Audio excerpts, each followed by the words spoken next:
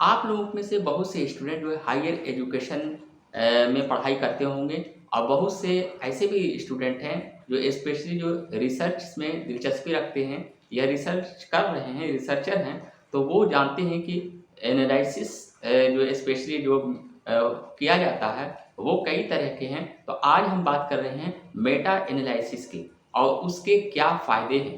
पहले भी मैंने मेटा एनालिसिस के बारे में बता चुके हैं। आज हम इस वीडियो के माध्यम से ये बताने की कोशिश करेंगे कि आखिर मेटा एनालिसिस के क्या-क्या फ़ायदे हैं। तो ये वीडियो काफ़ी नॉलेजेबल इंटरेस्टेड है, वीडियो को एंड तक ज़रूर देखिएगा। मेटा एनालिसिस, सबसे पहले हम मेटा एनालिसिस का एक तरह से डिफाइन कर देते हैं।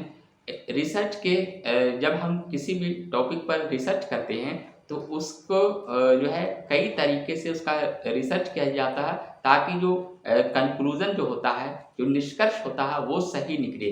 तो कई तरह के जो है अलग-अलग ढंगों से जब एनालिसिस किया जाता है और उसके बाद किसी एक ठोस रिज़ल्ट पर एक कंक्लूज़न निकाला जाता है, तो वो जो है एक तरह से मेटा एनालिसिस कहा जाता है। और रिसर्च जो करते हैं स्टूडेंट, उनके लिए मेटा एनालिसिस काफ़ी ज़्यादा इम्पोर्टेंट होता है। अब हम बात कर रहे हैं मेटा एनालिसिस के क्या-क्या फ़ायदे हैं। जी हाँ, मेटा एनालिसिस के कई फ़ायदे हैं, जिसमें जो है सबसे पहला फ़ायदा है कि बड़े सैंपल साइज़ का एक तरह से जो है एक फ़ायदा होता है। बड़े सैंपल साइज़ जो है डेटा एनालिसिस के वो मिल जाते हैं। कहने का मतलब है कि जब मेटा एनालिसिस के तहत अलग-अलग जो है तरीके से रिसर्च किया जाता है और एक एवरेज जो होता है कंक्लूज़न निष्कर्ष निकाला जाता है, तो उस हिसाब से जो है सैंपल जो है वो बड़े साइज़ का एक तरह से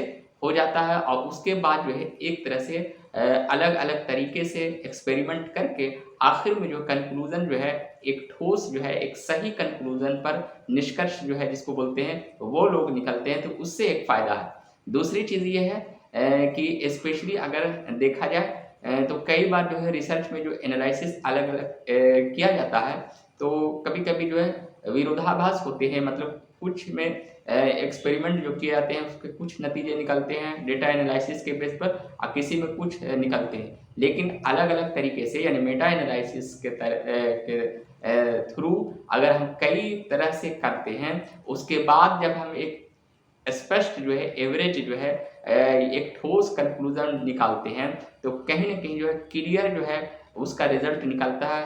इसीलिए जो है कहा जा सकता है कि क्लीयरेंस भी जो है मेटा एनालिसिस से मिलता है, यानी फ़ायदा है। तीसरा चीज़ ये है कि जो स्पेशली अगर देखा जाए तो एक तरह से हाइपोथेसिस और नई रिसर्च को भी बढ़ावा मिलता है। जी हाँ, मेटा एनालिसिस करने से कई नई-नई इन्फॉर्मेशन और कई नए-नए तरह के जो डेटा उपलब्ध होता है, उससे उत्सुकता बढ़ती है और कहीं न कहीं उस किसी एक ख़ास डेटा पर फिर रिसर्च होता है और साथ ही जब रिसर्च के जो प्रोसेस शुरू होते हैं, तो उसमें जो है एक हाइपोथेसिस की भी ज़रूरत पड़ती है और कहीं न कहीं जो है एक नई दिशाएँ, एक नया डायरेक्शन और कहीं न कहीं जो है एक तरह से जो है नई खोज और हाइपोथेसिस, ये तमाम चीज़ों को भी मेटा एनालिसिस एक तरह का जन्म देती है, एक तरह से बढ़ावा देती है और इससे ये तमाम तरह के रिसर्चर अपने काम के दौरान यानी रिसर्च के दौरान इन तमाम चीज़ों का एक्सपेरिमेंट करते हैं। तो आज बस इतना ही। आप लोग ज़रूर समझ गए होंगे कि मेटा एनालिसिस क्या है और इसके फ़ायदे क्या हैं। शुक्रिया।